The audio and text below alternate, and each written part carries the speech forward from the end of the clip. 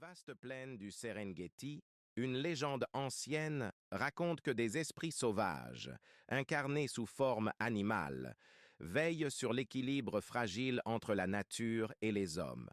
Pendant des siècles, ce pacte sacré a protégé les terres, mais aujourd'hui, un danger menaçant s'est éveillé. Les faucheurs de savane, des entités sombres et destructrices, ravagent tout sur leur passage.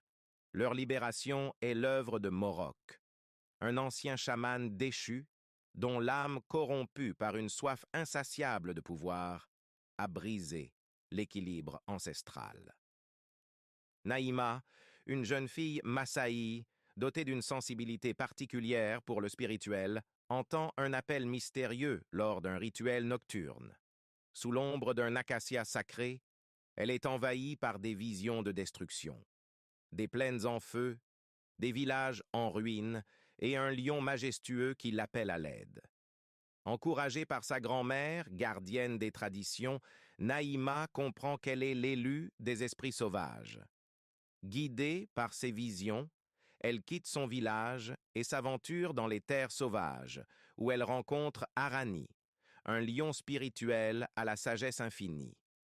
Arani lui révèle qu'elle doit retrouver l'amulette du souffle ancien, un artefact légendaire capable de restaurer le pacte entre les hommes et les esprits. Mais la quête est périlleuse, et Naïma ne peut y parvenir seule. Sur son chemin, elle croise Olei, un jeune guerrier dont le village a été détruit par les faucheurs.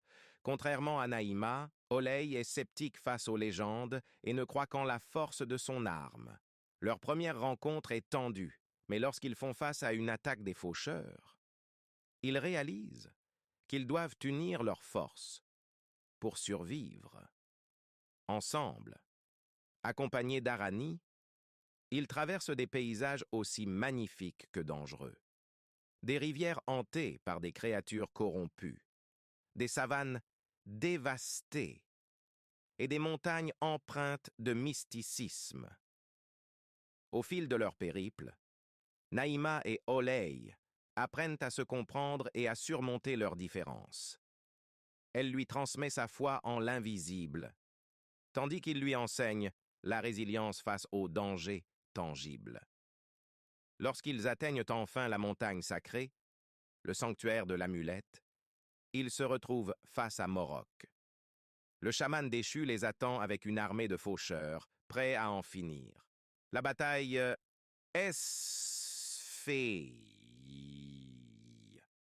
Arani, dans un ultime acte de bravoure, se sacrifie pour protéger Naïma et Olei, libérant une lumière spirituelle qui affaiblit les créatures. Naïma, guidée par la puissance de l'amulette et son lien avec les esprits sauvages, invoque une armée d'animaux ancestraux. Lions, éléphants, aigles et antilopes se battent aux côtés des deux jeunes héros pour repousser Morok et restaurer l'équilibre. Après la victoire, Naïma devient la gardienne des esprits sauvages, chargée de veiller sur le pacte sacré. Olei, profondément changé par cette aventure, retourne dans son village pour raconter cette histoire, portant un nouveau respect pour les traditions qu'il rejetait autrefois.